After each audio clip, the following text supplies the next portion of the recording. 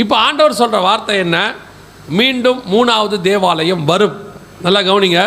அடுத்த ஒரு 10 நிமிஷம் மிக முக்கியமானது அடுத்து நடக்க போகிற விஷயங்கள். 3வது தேவாலயம் வரும்.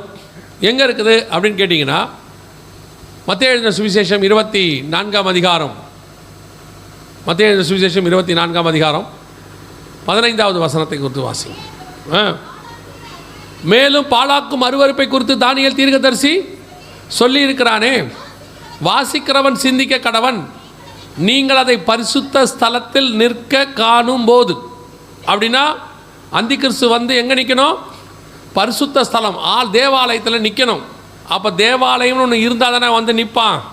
அப்போ அடுத்த ஆலயம் என்ன செய்யணும்? இப்போ தேவாலயம் இல்லை, அப்போ ஆலயம் ஒன்று கண்டிப்பாக வரணும். வந்தால் தான் அவன் வந்து நிற்பான். தானியேல் புஸ்தகம் 9ஆம் அதிகாரம் 27வது வசனம். அவர் ஒரு வாரம் அளவும் அநேகருக்கு உடன்படிக்கை உறுதிப்படுத்தி அந்த வாரம் பாதி சென்ற பின்பு பலியையும் காணிக்கையும் ஒழிய பண்ணுவார். பலியும் காணிக்கை இருக்கணும்னா என்ன இருக்கணும்? அப்போ ஆலயம் இருக்கணும்னு அர்த்தம். ஆலயம் இருந்தால் தான் பலிபீடம், பலிபீடம் இருந்தால் தான் பலி செலுத்த முடியும். அப்போ மீண்டும் 3வது ஆலயம் கண்டிப்பாக என்ன செய்யும்? வரும். எந்த இடத்துல வரும்? இந்த இடத்துல வரும். சரி, இப்போ ஆலயம் வருவதற்கான 3வது யுத்தம் எசேக்கியேல் 38:8 திருப்பி வாசிங்க. கடைசி வருஷத்தில் வருவாய், நெடுநாள் பாழாய் கிடந்து சுகத்தோடே குடியிருக்கும் இஸ்ரவேலின் மலைகளுக்கு விரோதமாய் வருவாய். அதான் ஸ்பெஷல். இப்போ இந்த யுத்தம் எங்கே நடக்கும்? இஸ்ரவேலின் மலைகளிலே நடக்கும். எசேக்கியேல் புஸ்தகம் 39ஆம் அதிகாரம் 2வது வசனம் வாசிங்க. உன்னை வட புறங்களிலிருந்து எழும்பவும், எங்கே வரவும்? இஸ்ரவேலின் மலைகள். இப்போ 3வது யுத்தம். முதல் யுத்தம் தேசத்துக்கானது, 2வது யுத்தம் தலைநகருக்கானது, 3வது யுத்தம் தேவாலயத்துக்கானது. இப்போ அவங்க தேவாலயம் இருந்த இடம் இந்த இடம்தான், மலை. இதுக்கு பேர் டெம்பிள் மவுண்ட் அப்படின்னு பேர். இந்த மலைகளுக்கு விரோதமாய் நீ வருவாய் அப்படின்னு பைபிள் சொல்லுது. கடந்த அக்டோபர் மாதம் 7ஆம் தேதி ஹமாஸ் இஸ்ரவேல் பிரச்சனை ஒன்று வந்துச்சு. அந்த பிரச்சனையை அவங்க ஆரம்பித்து யுத்தத்தை ஆரம்பித்தாங்க. யுத்தத்தை ஆரம்பிக்கும் போது அந்த யுத்தத்துக்கு அவங்க வச்ச பேர் என்ன அப்படின்னு பார்த்தீங்கன்னா, ஆப்ரேஷனல் அல் அக்ஸா ஃப்ளட் அப்படின்னு பேர். அல் அக்ஸா அப்படின்னா இந்த இருக்குது பார்த்தீங்களா, இந்த வழிபாட்டு தலத்துக்கு பேர் தான் அல் அக்ஸா. இது மலைக்கு மேலே இருக்குது. ஸோ இந்த யுத்தம் அக்டோபர் 7 ஆரம்பித்தது தேவாலயத்துக்காக, இந்த மலைக்காக.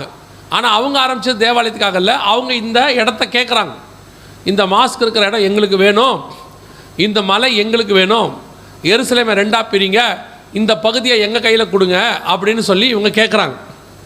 இப்போ எல்லாருக்கும் ஒரு விஷயம், இந்த மலை இருக்கிற இடம் யாருக்கு, யாருக்கு சொந்தம்? இப்போ இவங்க சொல்கிறாங்க, இந்த மாஸ்க் இருக்கிறதுனால அது எங்களுக்கு சொந்தம், எங்ககிட்ட கொடுத்துருங்க அப்படின்னு சொல்கிறாங்க. ஆனால் இஸ்ரவேல் சொல்லுது, எருசலேம் முழுக்க எங்களுது, நாங்கள் ஜெயிச்சு எடுத்துருக்குறோம், எங்கள் முற்பிதாக்களது, இந்த மலையை நாங்கள் கொடுக்க முடியாது. ஏன்னா எங்கள் முற்பிதாக்களுடைய மலை இதுதான், இங்கே தான் எங்கள் முற்பிதாக்கள்லாம் வந்து ஆலயம் கட்டினாங்க. ஒரு நாள் நாங்கள் மீண்டும் இங்கே ஆலயம் கட்டுற காலம் ஒன்று வரும், நாங்கள் வெயிட் பண்ணிகிட்ருக்குறோன்னு சொல்கிறாங்க. இப்போ இல்லை, கிட்டத்தட்ட 70 வருஷமாக அவங்க வெயிட் பண்ணுறாங்க. இந்த இடம் உண்மையிலே யாருக்கு சொந்தம் அப்படின்னு கேட்டிங்கன்னு சொன்னால், ஒரு வசனம் வாசிங்க, அதில் நீங்கள் மிக முக்கியமான சில காரியங்களை தெரிஞ்சு கொள்ளலாம். 2 நாளாகமத்தின் புஸ்தகம் 3ஆம் அதிகாரம் 1வது வசனத்தை வாசிங்க. பின்பு சாலமோன் எருசலேமிலே தன் தகப்பனாகிய தாவீதுக்கு காண்பிக்கப்பட்ட மோரியா என்னும் மலையில், எபூசியன்னா எருசலேம்காரன், எருசலேமனாகிய ஓர்னானின் களம் என்னும் தாவீது குறித்து வைத்த ஸ்தலத்திலே கர்த்தருடைய ஆலயத்தை கட்டத் தொடங்கினான். இந்த எபூசியன் எருசலேமில் ஓர்னான் களம் இருக்கக்கூடியதான மோரியா என்கிற மலையிலே, நல்லா கவனிங்க, இந்த மோரியா மலை ஞாபகம் இருக்குதா என்னன்னு? ஆபிரகாம் அதிகாலையில் எழுந்து கழுதையின் மேல் சேணம் வைத்து, அந்த இடம் தான் மோரியா மலை. தொடர்ந்து வாசிங்கன்னா அங்கே மோரியா மலைன்னு இருக்கும். மோரியா தேசத்துக்கு போய் குறிக்கும் மலையில் ஒன்றின் மேல், அந்த மலை தான் தாவீது காசு கொடுத்து வாங்கின மலை, மோரியா மலை. அதுதான் 2 நாளாகவும் 3:1. அந்த இடத்துல தான் சாலமோன் தேவாலயம் கட்டினார். அந்த இடம் தான் நீங்கள் பார்க்குற இந்த இடம். இந்த இடத்துல தான் சாலமோன் தேவாலயம், செருபாபேல் ஆலயம் எல்லாம் இருந்துச்சு. அதுக்கப்புறம் கிபி 70 ஆலயத்தை ரோமர்கள் இடிச்சிட்டாங்க. அதுக்கப்புறம் கிட்டத்தட்ட 930 வருஷம் அங்கே ஆலயம் கிடையாது. அதற்கு பிறகு ஆலயம் அங்கே ஒரு வழிபாட்டு தலம் வந்தது. அந்த வழிபாட்டு தலம் தான் அடுத்த 1000 வருஷமாக அங்கே நிற்கிது. இப்போ இந்த இடத்த தான் அவர்கள் கேட்குறாங்கன்னா இப்போவும் அங்கே போய் எல்லா வழிபாட்டு முறையும் அவங்க செய்கிறாங்க. அவங்க என்ன சொல்கிறாங்கன்னா, இந்த பட்டணத்தையே 2ஆக பிரித்து எங்ககிட்ட கொடுத்துருங்கன்றாங்க. அதை தான் ஒத்துக்க மாட்டேறான். வழிபாட்டு பண்ணுங்க எல்லாம் கொடுக்குறான், மலைக்கு மேலே போங்க எல்லாம் சொல்கிறான். ஆனால் இடத்த எங்ககிட்ட மொத்தமாக கொடுத்துருங்க, பட்டணத்தை 2ஆக பிரிங்கன்னா அவன் ஒத்துக்க மாட்டேங்கிறான். சரி, இது என்ன நடக்கும் அப்படின்னா, கடந்த அக்டோபர் மாதம் 7ஆம் தேதி இந்த இடத்துக்கான சண்டை தான் ஆரம்பிச்சது. அல் அக்ஸா ஃப்ளட். முதலில் நடந்த சண்டை தேசத்துக்கானது, முடிவு இஸ்ரவேல் கைக்கு போயிடுச்சு தேசம். 2வது தலைநகருக்கானது, முடிவு தலைநகரம் எருசலேம் அவங்க கைக்கு போயிடுச்சு, தலைநகரம் மாறிடுச்சு. இப்போது இந்த இடத்துக்கான சண்டை ஆரம்பிச்சாச்சு, தேவாலயத்துக்கான இடம். ஸோ இதெல்லாம் பெருசாக போகுதுன்னு சொல்கிறாங்க. இது எங்கே போனாலும் எசேக்கியேல் 38:8 தான் போகும். அங்கே போய் இந்த மலையில் தான் சண்டை நடக்கும். இதனுடைய முடிவு என்னவாக இருக்கும் அப்படின்றத மாத்திரம் சொல்லிவிட்டு, அவர்கள் வந்து இந்த 70லேருந்து 80 வருஷம் ஆக போகுது. கரெக்டாக 76வது வருஷம் இது. இந்த வருஷத்தில் தான் இந்த ஆரம்பிச்சு கரெக்டாக அவங்களுக்கு எப்போ எருசலேம் கையில் கிடச்சி தலைநகராக மாறிச்சோ அதுக்கப்புறம் இது நடக்க ஆரம்பிச்சிருக்கு. ஸோ இதனுடைய முடிவு என்னவாக இருக்கும்னு கேட்டிங்கன்னா, இந்த இடம் இஸ்ரவேல் வசம் போகும், அவங்க கைக்கு இந்த இடம் போகும். ஏன்னா எப்படி தேசம் போச்சோ தலைநகரம் போச்சோ அதே மாதிரி இதுவும் போகும். இந்த இடத்தில் தான் அவர்கள் 3வது தேவாலயத்தை கட்டுவார்கள். அதுக்கு முன்பாக இந்த வழிபாட்டு தலம் ஒன்று பூமி அதிர்ச்சியில் விழும். எப்படி சொல்கிறீங்க பூமி அதிர்ச்சியில் விழும் அப்படின்னா, எசேக்கியேல் 38 கடைசி வசனம் வாசிங்க, 19வது வசனம் நினைக்கிறேன். அந்நாளிலே இஸ்ரவேல் தேசத்தில் பெரிய அதிர்ச்சி உண்டாகும். பூமி அதிர்ச்சி வரப்போது. இப்போது நல்லா கவனிச்சுக்கொள்ளுங்க, இந்த யுத்தம் நடந்துகிட்டு இருக்கும் போது இஸ்ரவேலில் என்ன வரும்? பெரிய ஒரு பூமி அதிர்ச்சி வரும். அந்த பூமி அதிர்ச்சியில் இது விழ வாய்ப்பு இருக்கிறது. இல்லைன்னா இவங்களே அதை இடிக்கவும் வாய்ப்பு இருக்குது. இது வரைக்கும் 500 மாஸ்க் இடிச்சிருக்கிறாங்க. இந்த ஒரு வருஷத்தில் மட்டும் இஸ்ரவேல் இதையும் இடிக்க வாய்ப்பு இருக்குது. இதுதான் உங்களுக்கு வெளியரங்கமாய் நீங்கள் பார்க்கிறதான அடையாளம். ஒருவேளை இது இடிக்கப்பட்டதை நீங்கள் பார்ப்பீரானால், எப்போ பார்க்குறீங்களோ அப்போ உங்களுக்கு தெரிய வேண்டிய ஒரு விஷயம், புறஜாதியார் காலம் முடிவுக்கு வருகிறது என்று அர்த்தம். லூக்கா எழுதின சுவிசேஷம் 21ஆம் அதிகாரம் 24வது வசனத்தை வாசிங்க. பட்டய கருக்கினாலே விழுவார்கள், புறஜாதியாரின் காலம் நிறைவாகும் வரை எருசலேம் புறஜாதியாரால் மிதிக்கப்படும். இப்போ இந்த இடத்துல அவங்க இஸ்ரவேலர்கள் அல்லாதவர்கள் இங்கே போய்கிட்டு இருக்கிறாங்க. ஆனால் இது இஸ்ரவேலுக்கு புனித ஸ்தலம், அவங்களுக்கு புனித மலை அவங்கள பொறுத்த வரைக்கும். ஆனால் இப்போ அவங்க அந்த புனித மலையை கருதுறதில்ல. காரணம், ஒரு நாள் எங்கள் ஆலயம் வரும்னு வெயிட் பண்ணுறாங்க. அப்போ இது இல்லாமல் போயிடுச்சுன்னா இந்த மொத்த மலையை அவங்க எடுத்துருவாங்க.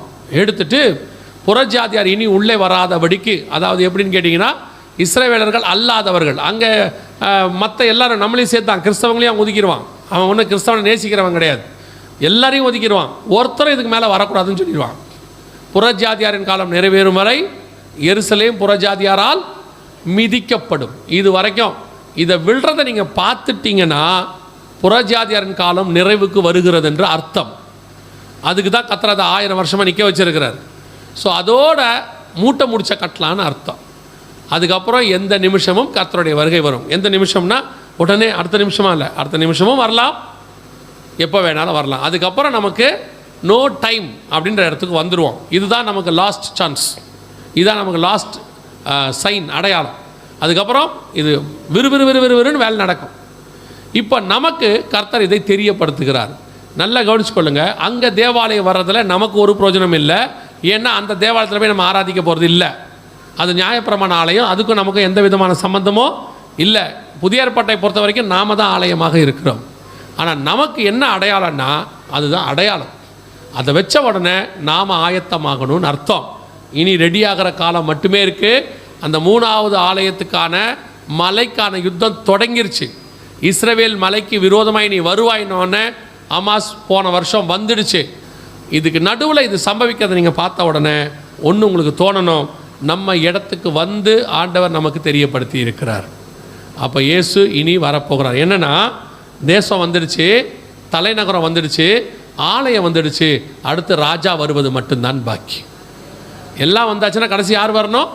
ராஜா வரணும். அவ்வளோதான் பாக்கி. இவ்வளோ வந்துடுச்சுன்னா ராஜா வரப்போகிறார் என்று அர்த்தம். இனி நாம் ஆயத்தப்படுகிறோமா? இவ்வளோதான் கேள்வி. இவ்வளவும் உங்களுக்கு எதுக்காக சொல்லப்படுதுன்னா, நீங்கள் ஆயத்தப்படுகிற இடத்தில் இருக்கிறீர்களா? அதான் கேள்வி. ஒரு நிர்விசானம் இப்போ இருக்கு சபைகளுக்குள்ள. என்ன நிர்விசானம் இருக்கு? இன்னும் காலம் செல்லும், இன்னும் காலம் செல்லும், ஆண்டவர் வரத்துக்கு இன்னும் கொஞ்சம் நேரமாகும் அப்படின்னு நீங்கள் நினைக்கிறீங்க. இல்லை, இப்போ நாம் எல்லாமே கடைசி நிமிஷத்தில் நின்று கொண்டு இருக்கிறோம். இப்போது ஆண்டவர் திருப்பி திருப்பி சொல்லிக்கிட்டே இருக்கிறார். நமக்கு கொடுத்துருக்கிற டைம் ஆயத்தப்பட்டு மர்ரூமாகி போகிறதுக்கான டைம் தான் இருக்குது.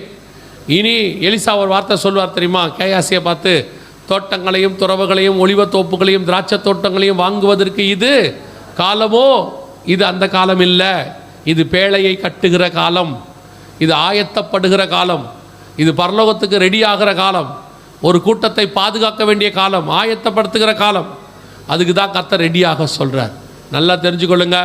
இயேசு கிறிஸ்துவின் ரத்தத்தாலே கழுவப்பட்டு பிதா குமாரன் பரிசுத்தாவின் நாமத்தினாலே தண்ணீரில் மூழ்கி ஞானஸ்தானம் எடுத்து பரிசுத்தாவின் அபிஷேகத்தை பெற்று வேறுபாடுள்ள வாழ்க்கை வாழ்ந்து மணவாளனுக்காக காத்திருக்கிற மணவாட்டியாக இருக்கிற சபை மட்டும்தான் போகும். சும்மா கிறிஸ்தவ பேர் வச்சுக்கிட்டோம், நாங்கள் பாரம்பரியமாக இருக்கோம், ரொம்ப வருஷமாக இருக்கிறோம், அந்த காலத்தில் இருந்திருக்கோம், எங்கள் ஸ்தாபகர் எல்லாருமே பரிசுத்தவான்கள் தான், நாம் இப்போ எப்படி இருக்கிறோன்றதான் கேள்வி. அவ்வளோதான். நாம் ஒழுக்கமாக இருக்கிறோமான்றதா, தேவனை சந்திக்கிற இடத்துல இருக்கிறோமாங்கிறதா கேள்வி. இனி ஆயத்தப்படுகிற காலம், இனி காலம் செல்லாது. நாம் ஜெபிக்க போகிறோம். எழுந்திரிக்கலாமா? நம்ம எல்லோரும் தேவ சமூகத்தில் எல்லாம் கண்களை மூடுவோம். 1 கொரிந்தியர் 11:31 சொல்லுகிறது, நம்மை நாமே நிதானித்து அறிந்தோமானால் நாம் நியாயம் தீர்க்கப்படும். உங்களை ஆராய்ந்து பாருங்கள். இந்த வருகையில் போகிற இடத்துல நீங்கள் இருக்கிறீங்களா? கிறிஸ்துவை சந்திக்கிற இடத்துல நீங்கள் காணப்படுகிறீர்களா? அந்த இமை பொழுது ஒரு நிமிஷத்தில் நீங்கள் மறுரூபம் ஆவீர்களா? திடீரென்று யாரும் அறியாத வண்ணம் ஏனோக்கு எடுத்துக்கொள்ளப்பட்டான். அதே போல் ஒரு கூட்டம் எடுத்துக்கொள்ளப்படும். திரளான கூட்டமாகிய ஜனங்கள் பரலோகத்தில் வந்து நிற்பாங்க. பரலோகத்தில் இருக்கிறவனே கேட்பான், இவர்கள் யார், எங்கிருந்து வந்தார்கள்? தீர்க்கதரிசி சொல்லுவான், எனக்கு தெரியாதேன்னு போவான். இவர்கள் எல்லாம் ஆட்டுக்குட்டியின் ரத்தத்தினாலே கழுவப்பட்டவர்கள். எலியா சொன்னார், நான் ஒருவன் மாத்திரம் மீந்திருக்கிறேன். இயேசு சொன்னார், இல்லை, இன்னும் 7000 பேர் இருக்கிறான். எங்கே இருக்கிறான்? அது அவர்கிட்ட இருக்கான். பாகாலுக்கு முன்பாக முழங்கால் படியிடாத, பாகாலை முத்தம் செய்யாத இன்னும் 7000 பேர் இருக்கிறாங்க. எங்கே இருக்கிறாங்க? கண்மலையின் வெடிப்புகளிலும் சிகரங்களின் மறைவிடங்களிலும் தங்கியிருக்கிறார்கள். அந்த கூட்டம்தான் நீங்களும் நானும். வெகு சீக்கிரத்தில் சபை எடுத்துக்கொள்ளப்படுதல் சம்பவிக்க போகிறது. மணவாளன் கற்புள்ள கன்னிகையை எடுத்துக்கொண்டு போகும்படி வரப்போகிறார். கதவை தட்டுகிற சத்தத்தை கேட்டு நீங்கள் திறந்து விட்டால் உங்களை அழைத்து கொண்டு போவார்.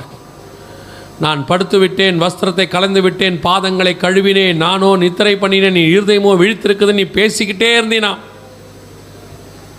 மணவாளன் போயிடுவார். அதற்கு பிறகு நீ தேடி போனினா காவலர்கள் உன்னை பிடித்து அடித்து உன் வஸ்திரத்தை உரிகிற உபத்திரவ காலம் ஒன்று வருகிறது. மணவாளனுக்கு கதவை திறந்துட்டா கூடவே போயிடலாம், திறக்கல உபத்திரவ காலம்தான். இப்போ அந்த காலகட்டத்துக்குள்ளே நாம் வந்திருக்கிறோம். ஒரு சந்திக்கிற இடத்துல இருக்கிறோமா? ஒப்பு கொடுப்போமா தேவ சமூகத்தில்?